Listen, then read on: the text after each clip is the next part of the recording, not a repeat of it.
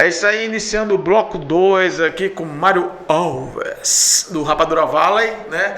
Vamos lá, gente. Mário, Rapadura Valley, comunidade.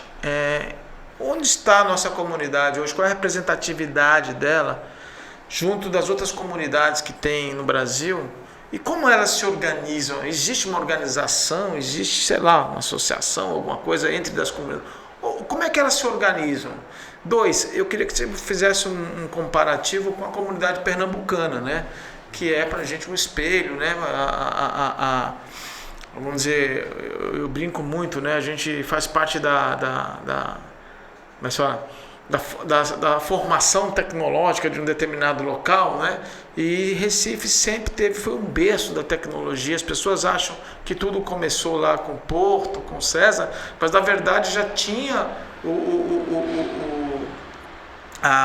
o Banorte, que já investia muito em tecnologia. Foi a terceira empresa de sistema de automação bancária no Brasil, ou seja, era Bradesco, Itaú e Banorte. Poucas pessoas sabem disso, entendeu? E isso começou. Então, existe a escola pernambucana de tecnologia, como existe a escola mineira de tecnologia, na qual me orgulho de fazer parte, né? Mas existe a escola mineira de tecnologia. Então, a tecnologia, ela veio e depois surgiu as comunidades e tal, tudo mais. Faz esse comparativo aqui para o pessoal entender como é que está essa questão no Brasil e depois no Recife. Boa, excelente pergunta, né? Muito interessante, até eu me encontro numa posição muito boa para conversar sobre isso, porque tive muito contato com essas comunidades. Em 2020, como a gente terminou o último bloco falando, né, da transformação do Rapadura Valley, muito do meu papel ali na comunidade foi justamente entender o que é que o pessoal estava fazendo no Brasil afora. Então fui conversar com o Mori, fui conversar com o Renato Acelero, o Mori, que é da Tambaqui Valley, de Roraima, fui falar de Rondônia.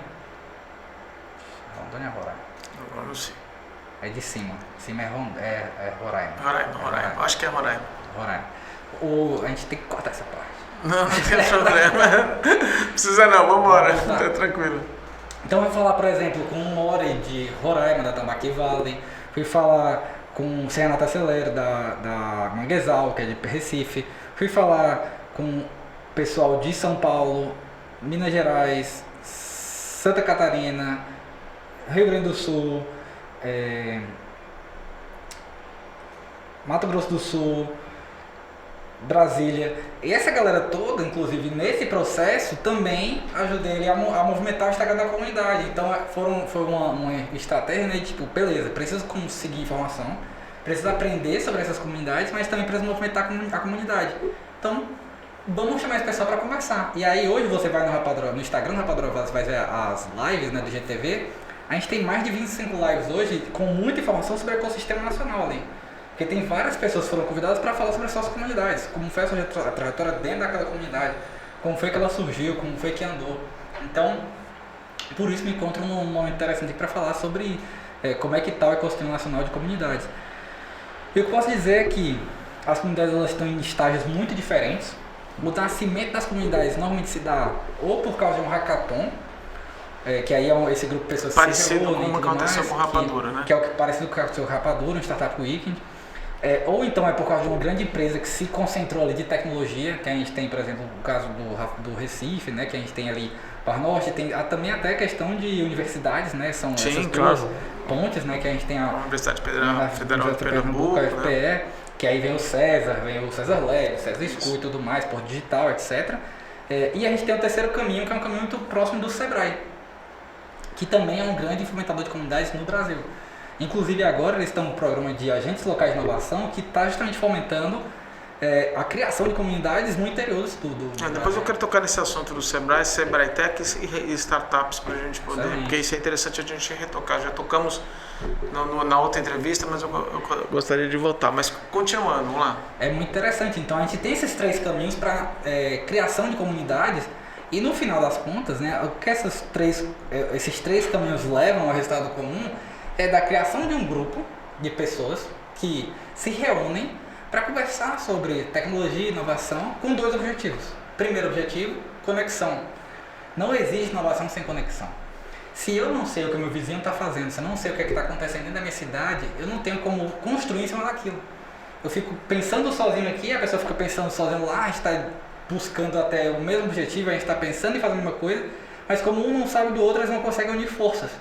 Então a conexão dentro de uma comunidade de startups é primordial. Mas o que se aprende, por exemplo, com a comunidade de Minas Gerais, a comunidade de Floripa, a comunidade de São Paulo, o que se aprende? E como é que vocês conseguem fazer um intercâmbio de tal forma que possa haver esse tipo de conexão?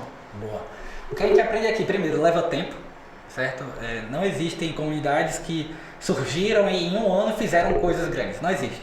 O que acontece são comunidades que começaram um trabalho, pessoas foram se reunindo, foram conversando, foram se estruturando e a partir daí foram definindo uma estrutura, mas leva tempo, certo? O primeiro ponto é que leva tempo. A gente fala de Recife, tem mais de 30 anos de história. Já faz tempo. É muito tempo. O César tem 25 anos. Né? Então é uma coisa assim de muito tempo. O Porto Digital tem mais de 10 anos já. A gente olha para essas políticas públicas. Mário, o que você, assim, porque, óbvio, eu citei o caso do Banotti, porque foi uma experiência minha quando eu tinha 18 anos de idade, 19 anos, na área de automação, o Banotti já tinha automatizado. Mas um banco, por exemplo, que faz investimento em tecnologia, ele acaba criando raízes dentro da universidade que as pessoas, obviamente, vão querer saber, né? O que você está usando? Qual é o sistema operacional? É o CSD Pascal, a linguagem é Assembler, né? com Fortran, ou seja, e aí você acaba criando ali uma demanda, porque as pessoas, poxa, eu quero trabalhar com aquilo ali, eu quero trabalhar, já que está aqui dentro de casa, eu quero trabalhar com isso, eu quero desenvolver. A pergunta é, por que demorou tanto tempo aqui no Ceará para a gente começar a despertar para a tecnologia, na tua opinião? Eu diria que leva tempo, é um fato. O segundo ponto que eu gostaria de trazer, que acho que faz sentido com essa indagação, é com relação a ter um case, né? Quando a gente olha para todas essas comunidades, todos esses espaços que tem um custo de inovação pungente, né, a gente fala sempre de ter um case, de ter alguém, algum grupo ali que conseguiu romper a barreira do estado, da cidade e conseguiu ter referência nacional. É o caso da Agenda Edu, por exemplo. Que é o caso da Agenda Edu aqui em Fortaleza.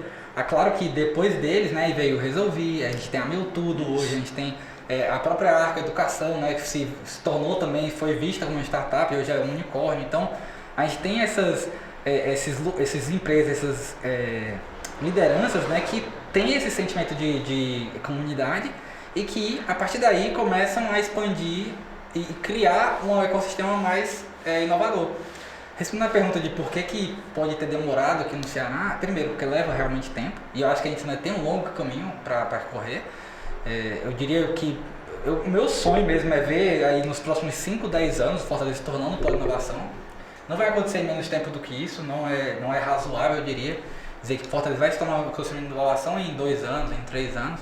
É uma coisa para daqui a 5, 10 anos, a gente está construindo isso hoje, a gente está construindo isso há 5, 10 anos atrás, mas ainda vai levar mais uns 10. O Iracema Digital está articulando o Planeta Jovem, um programa super bacana. Sim. Inclusive vamos ter a entrevista do Mauro aqui também no nosso podcast, que já é uma iniciativa também de conectar esses jovens, ensinar lógica de programação, ensinar tecnologia para esses jovens, para eles depois fazer parte, por exemplo, do Rapadura, da comunidade de startups, né? E é um ponto interessante, porque a gente olha para... E aí a pergunta, né? Por que o Ceará demorou tanto tempo para ser alguma coisa, para ser um polo? Eu gosto de olhar para o lado de que a gente tem uma caminhada muito interessante, e aí, quando eu entrei no ecossistema de inovação em 2016, quais eram os hubs que a gente tinha? Quais eram os espaços de inovação? Quantas Expert Space tinha em Fortaleza? Não existia, né? Era uma coisa que não tinha. A gente tinha... quando eu queria começar a fazer startups, eu falava com o pessoal do Café Startup, do Sem Empreendedorismo e uns outros 3 gatos pingados ali que tinha dentro da comunidade, né? Dentro do ecossistema. E de lá pra cá, quando a gente olha para 5 anos depois, em 2022, a gente já tem Nina Hub, Best Innovation Hub, Expert Space, a gente tem Instituto Atlântico, a gente tem Casa Azul, a gente tem a Unifol, a UFC, a Unifametro, o IFCE, estão com programas muito fortes de inovação. Isso, exatamente. Então, é um ecossistema que já evoluiu muito, mas muito mesmo. Assim, hoje eu sem medo, a gente consegue organizar eventos e a gente sabe que vai dar 30, 50 pessoas ali para conversar sobre startups. E pessoas diferentes sempre. A gente está, inclusive, com um evento agora muito legal na comunidade, que é o Conexão de Milhões. É super legal. A gente teve uma edição, inclusive, aqui no Expert Space. Eu sempre agradeço muito aqui o Paulo e o Fernando por propiciarem esse espaço para a gente. E o evento teve a sua 5ª edição agora no IEL. É um evento rotativo, feito por voluntários, gratuito, que a gente, inclusive, traz até food techs, né? Empresas de tecnologia focadas em alimentação para fazer a degustação do seu do seu produto ou vender com um preço bem mais abaixo do que o mercado, né? No último a gente teve o pessoal do Super Barney e da Inovate vendendo com um preço super acessível para a comunidade. E que na quinta edição a gente já reuniu mais de 150 pessoas. Já saíram sociedades, empresas já foram formadas, negócios aconteceram. Então a fiscal foi gerada por causa do evento que aconteceu dentro dos espaços de inovação de Fortaleza. Então, você pensar num evento desse em 2016, talvez desse 5 pessoas, 10 pessoas. Ia ser as mesmas 10 sempre. Exatamente. Então, já que a gente está falando de empreendedor, né, eu quero tocar no assunto aqui que a gente sempre debate nas nossas conversas, que é essa questão do startupiano, né, aquele cara que começa a desenvolver. A mentalidade da startup até um tempo atrás era o que? Eu preciso escalar rapidamente, né?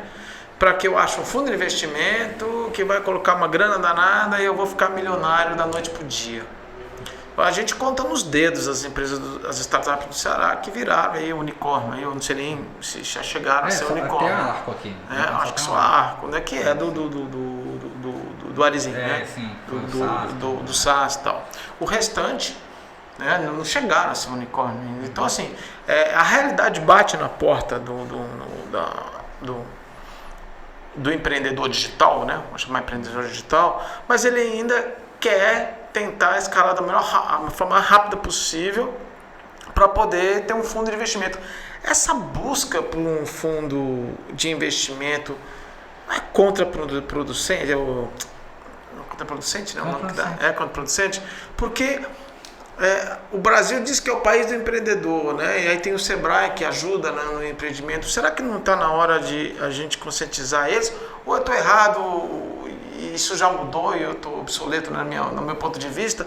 E ser mais camelo, ou seja, eu não tenho uma padaria, eu vou ser uma startup digital, a padaria vai criar, a padariazinha vai montar, né, vai crescer como a sua microempresa, devagarzinho, e eu vou ter minha empresa digital e vou focar em ter receita, custos e sobreviver e ir crescendo devagarzinho, do que eu tentar de uma forma muito louca e olhar e dizer que a minha empresa vai valer 1 bilhão lá na frente e fazer aquele processo reverso, né, que as empresas fazem.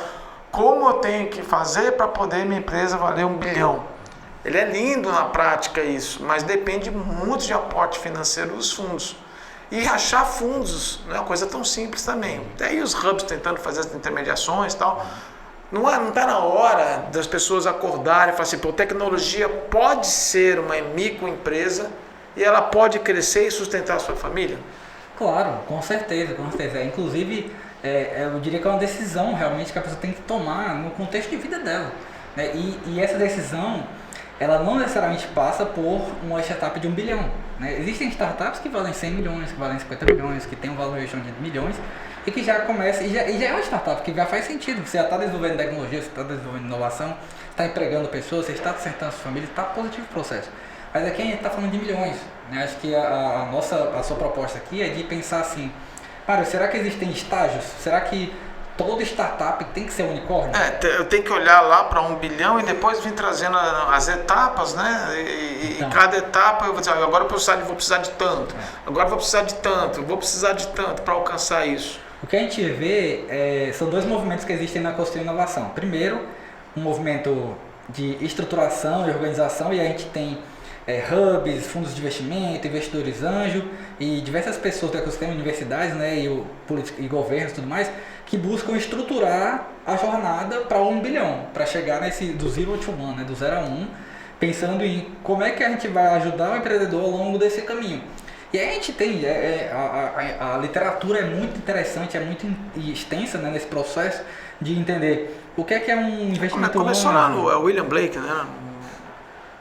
Os primeiros livros, né, que falavam sobre essa jornada. Né? O Eric Ries ele fala, mas antes dele tem um antecessor que fala sobre essa jornada do bilhão, né, do unicórnio. Sim. Então, existe uma estrutura aqui que pensa, eu vou aqui na ideação.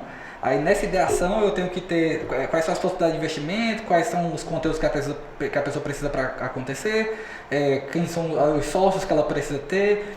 não, agora eu já estou começando a entender qual é o meu produto, né? Que eu estava de ideação. Qual é o meu produto, que é o Product Market Fit. Aí começam a surgir diversas literaturas aqui nesse processo de quem é que pode investir, quanto é que precisa, quanto tempo leva, quantos clientes deve ter. Aí depois vai para um processo de tração. Aí beleza, agora eu estou começando a realmente realizar vendas, eu estou começando a vender e começando a entender, aqui é a escala, começando a entender quais são os meus clientes, realmente se eu tenho um ICP positivo, se eu consigo realmente virar a minha startup num processo positivo de vendas, que eu consiga ter um faturamento saudável e quanto é que eu vou precisar de investimento para chegar numa atração. E aí a gente começa a falar de um processo realmente de crescimento de 3 vezes, 4 vezes, 5 vezes. Até eu estou fazendo agora, nesse momento, um curso da ANS do Brasil, que a professora ela trouxe um conceito muito interessante, que é triple, triple, triple, double, double. O que é isso? A ideia é que no primeiro ano dela, ela triplica o faturamento, no segundo ano triplica, no terceiro ano triplica, no quarto ano duplica e no quinto ano duplica. E a partir desse quinto ano aqui, ela já vai ter um faturamento de 1 milhão mensal. Mas tem que ter um aporte, né? E aí é que tá. Porque tem a tal da máquina de vendas, né? Sim. As pessoas falam, eu vou crescer 1 milhão, mas peraí, como é que vai vender? Qual é a relação entre o marketing digital e a equipe de vendas? Isso entra nesse movimento de estruturação. Só que o que acontece? Tem um segundo movimento, que é o movimento do empreendedor. É o momento daquela pessoa que está na frente da empresa e esse movimento aqui é caótico. Eu não sei em que momento que eu estou dentro da empresa, que eu estou vendendo lá eu estou fazendo vendas de 100 mil mensal, estou faturando 100 mil mensal.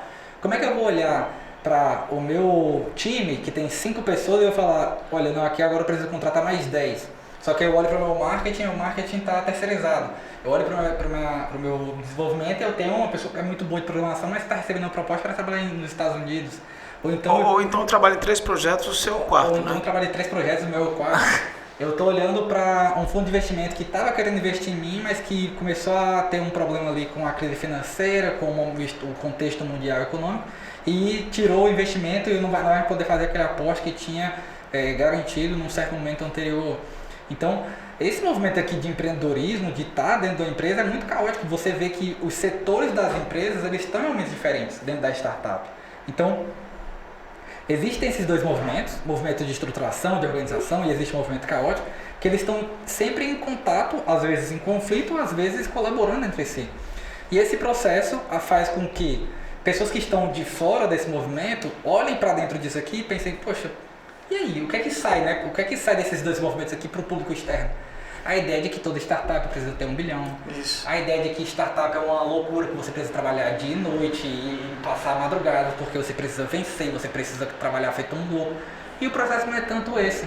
Existem startups... Isso é mito, então? Não, eu não diria que é um mito. Mito não é, né? Porque mito, na verdade... É a realidade que Steve Jobs que diga, né? É o que estoura a bolha. É a realidade que estoura a bolha. Porém, há outras realidades aqui dentro. A gente tem empresas aqui que estão crescendo num passo de 1,5 vez, de 2 vezes por ano, e elas estão indo bem no processo. Então, dela. nesse sentido que você está colocando, que você tem que trabalhar, e muito. Tem que trabalhar. Né? Você já dá uma delimitada, por exemplo, para uma faixa etária? Por exemplo, porque se você já é você como jovem, você aguenta aí ficar 3 dias no racatão comendo Pizza Hut, né? Depois do Pizza Hut tem que pingar aqui, viu? Mas você pega um executivo que está saindo, quer montar uma startup, ele não aguenta essa pegada, porque o cara tem mais de 40 anos, 50 anos, mas ele tem experiência. Exatamente. Aí eu falo, existe hoje uma tendência para que eu faça essa escala de ser uma equipe multidisciplinar, não somente desenvolvedores, mas ter dentro da sociedade pessoas com características da área financeira, área de marketing, vendas, a equipe de desenvolvimento. E nesse sentido eu pergunto, para ter uma padaria você tem que ser padeiro? Não necessariamente. Ótimo. É interessante que você pelo menos goste de pão. Esse é um ponto interessante. Quanto mais perto do problema, quanto mais perto do objetivo daquele negócio, daquela organização, melhor mais você vai se dedicar, mais você vai querer que aquilo ali dê certo, mais você vai dedicar energia àquela possibilidade, né? Então, o que acontece? Hoje, a gente olha para esses movimentos aqui que existem e fala assim, beleza, você quer crescer mais rápido ou você quer crescer... Por que você quer crescer? Acho que a pergunta melhor é essa. Por que você quer crescer tão rápido? Exato. Existem movimentos. Por que as pessoas vão atrás de investimento? Né? Ah, é porque é um crescimento louco, eu preciso de 1 bilhão. Não, na realidade, elas podem estar fazendo isso por uma questão de sobrevivência. Se eu sou uma startup e eu estou pensando num problema aqui, que é um problema mundial, um problema enorme, um problema que realmente precisa de uma solução. Não, neste caso... E que hoje não tem ainda, só que o que acontece? Por que ela vai atrair investimento? Porque existem várias outras pessoas pensando no mesmo problema que ela. Mas você não está achando que as startups estão trabalhando muito uma inovação incremental? Eu pego um iFood melhor, eu pego outro melhor, eu tento fazer uma coisa diferente. Não é que está errado não, porque a Google fez isso, o Facebook fez isso, porque o Facebook... O iFood fez isso. O Uber também fez isso, porque já existia, todos já existiam. Nem sempre o pioneiro é o que alavanca. Claro. Então não estou dizendo que está errado. A maioria das organizações copiaram modelos e aperfeiçoaram. Tá? Mas nesse sentido do aperfeiçoamento, você não acha que teria que ter um plus mais dentro dessas soluções? Claro, aí entra um teor de disrupção dentro daquele mercado. Isso. Claro que existem, a maioria, elas realmente partem desse ponto incremental, só que as que são destacadas, as que são reconhecidas, as que são premiadas e as que recebem mais investimento, são aquelas que possuem um componente de disrupção dentro do seu produto. Ou seja, uma capacidade de você desestabilizar a cadeia de valor. Exatamente. Ou você, a cadeia de valor, ou você traz um movimento muito diferente no mercado e você dá uma solução, porque o mercado não entendia que existia um problema. Dá essa dica para o pessoal que está assistindo, que quer montar uma startup. Eu acho que isso que você está falando é muito importante a gente passar para eles não entrarem no mercado para ser mais um, né? Exatamente. Venendo fala um pouco do Jabá aqui, né? Hoje eu sou sócio da Tradu, que é uma startup focada no mercado de interpretação e tradução global. Depois a gente coloca os créditos, a gente coloca os endereços aqui para vocês entrarem em contato aqui com o Mário. E o que acontece no mercado de interpretação hoje? A gente tem 90% do mercado é tomado por micro e pequenas empresas, pessoas que conseguem no máximo faturar até 80 mil ali, fazer um projeto, emitir uma pequena nota fiscal. Não conseguem ser MEI, porque só tem MEI para digitador, né? Então você não consegue ter MEI de tradutor, por exemplo. Você precisa criar um LTDA. E a maioria dos tradutores não quer criar uma empresa limitada, não quer lidar com imposto, não quer fazer nota fiscal. Então, ainda tem isso também? Ainda tem isso. Então, mas esse marco das startups não dá para encaixar, não? Não, porque a gente está falando de pessoas que são prestadores de serviço, né? A gente está falando do mercado. Entendi. São prestadores de serviços. Então, são pessoas que não conseguem ter um contato com grandes empresas, mas as grandes empresas precisam dessas pessoas. O que a Tradu faz? Ela entra aqui no meio conecta. E facilita o processo e organiza a gestão. Aí você está falando até de tradutor juramentado também. Tradução juramentada entra. Que é importante, principalmente para a área de saúde, né? Para tese. Com certeza. Então, o nosso propósito dentro desse mercado aqui, que é um mercado hiperfragmentado, é um mercado trilionário, né? A gente está falando de um mercado que globalmente movimenta bilhões de dólares. O Brasil representa 0,25% do mercado mundial. E só no Brasil já tem 2 bilhões de reais. Então essa é uma dica, achar um nicho de mercado onde você consiga penetrar, né? A gente está falando de um mercado que é um mercado que ele acabou nichado, né, pelo desenvolvimento normal dele, né? Então, o que aconteceu é que existem muitas pessoas que trabalham ali de uma forma remota, de uma forma simples, de uma forma com algumas pequenas empresas, mas não tem um grande player no mercado. É engraçado isso, né? Porque às vezes você fala, eu tive essa ideia, mas você não consegue aprofundar dentro do cenário, né? Que a gente gosta muito de falar, você tem que criar o cenário. O cenário é muito importante antes de você montar uma estratégia. E antes de você montar um modelo de negócio, você tem que pensar no cenário. As pessoas já vão direto no modelo de negócio, olhando a proposta de valor, sem esquecer o cenário. E nesse cenário, o que acontece? As pessoas olham e falam assim, para que eu quero mexer com tradução? Porque eu tenho o Google. Só que o Google não vai te traduzir a coisa de jornal. Então, assim, na jornada empreendedora, para você criar uma empresa de tecnologia, para você criar uma startup, o primeiro passo aqui é entender quais são os problemas, na definição de problema. Você vai entender quais são os problemas que existem naquele mercado, por que aquele mercado tem aquele problema, por que ele funciona da forma que ele funciona. E não é difícil você achar problemas. Se você sair na rua, olhar para a rua, você vai achar um monte de problemas. Aí você vai para a segunda fase. Definir o problema vai validar o problema. Porque não é porque eu vi um problema, é porque aquele é um problema para mim. E ele pode ser insignificante também. Exatamente. Qual é o tamanho daquele problema? É a partir daí que você define. Começa a entender quantas pessoas querem que aquele problema seja resolvido e quanto elas estão dispostas a pagar para essa solução. Você vai começar a entender um pouco do mercado que já resolve aquele problema. Você vai para o terceiro ponto. Definição da solução.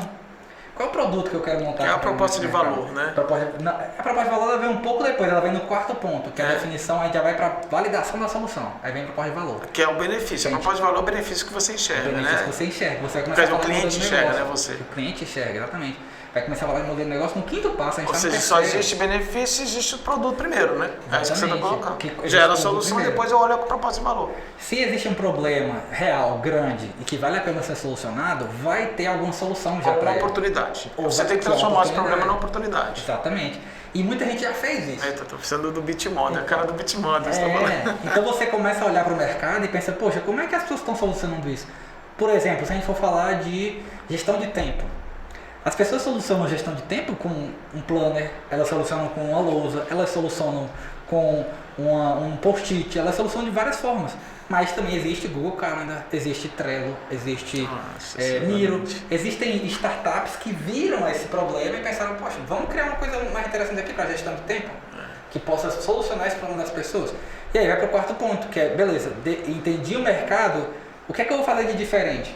O quanto eu vou ser diferente do mercado? O que é que eu vou realmente como é que eu vou me diferenciar do que já existe para aí sim propor um produto meu e chegar no modelo de negócio? É que o Osterwalder ele fala muito, Alex Osterwalder, o criador do Business Model, como é que é? Business Model Canvas. Business Model Canvas, ele fala muito isso, cara. Você nessa hora você tem que entender como é que você desestabiliza esse mercado, como é que você pode impactar esse mercado. E aí é a hora que pode ser que os fundos de investimento se interessem. Exatamente, porque nesse ponto aqui você não está ganhando dinheiro.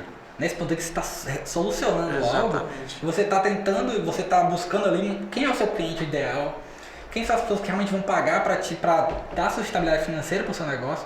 E aqui é que você começa a montar o modelo de negócios. Você começa a entender quem vão ser seus fornecedores, quem vão ser seus clientes, como é que você vai estruturar a sua equipe para conseguir chegar naquele objetivo, como é que você vai...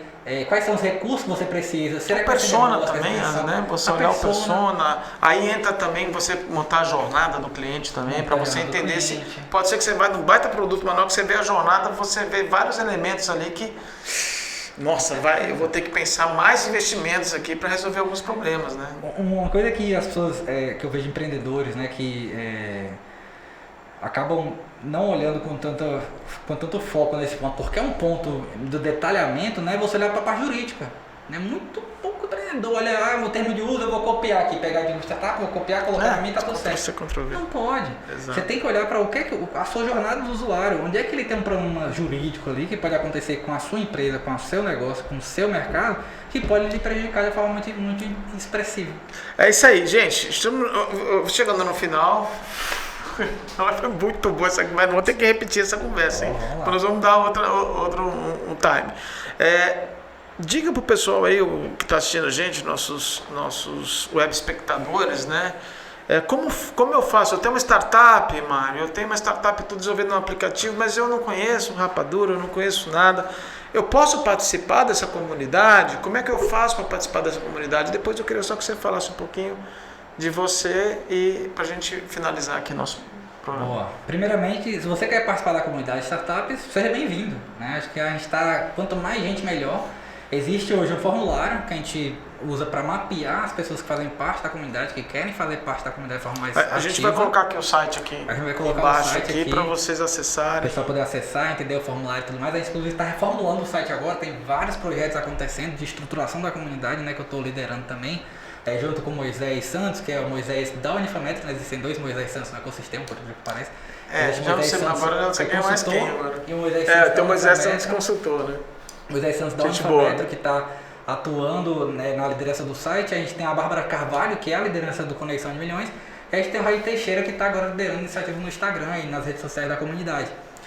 Então, todos esses projetos aqui, você vai encontrar no Instagram da comunidade, @rapaduravalley, com 2 L's, Y, no site rapaduravalley.org e entrando em contato pelo e-mail, que é o rapavalley@gmail.com.br. Mas tá tudo aqui, é só conversar, já manda uma mensagem aqui, né? Fala que assistiu no Expert Space, né? E vamos juntos, fazer parte, conectar, dar visibilidade. a gente acredita muito que juntando gente boa, a gente vai longe. Tá certo. Mário, e se alguém quiser conversar com você sobre a questão de uma consultoria, uma mentoria, como é que faz? Boa. Hoje eu sou sócio da Tradu, né, startup, estou lá como CTO, e tem também a consultoria em digital.lab, né? Se você quiser fazer um trabalho de consultoria de inovação, trabalho de gestão de comercial, contratação e recrutamento de pessoas de design, marketing e tecnologia, mario@indigital.lab.com, a gente conversa, se organiza, vamos juntos. É isso aí, gente. Muito obrigado aí. Mário, muito obrigado pela participação. Valeu. Até o próximo programa. Até mais a todos.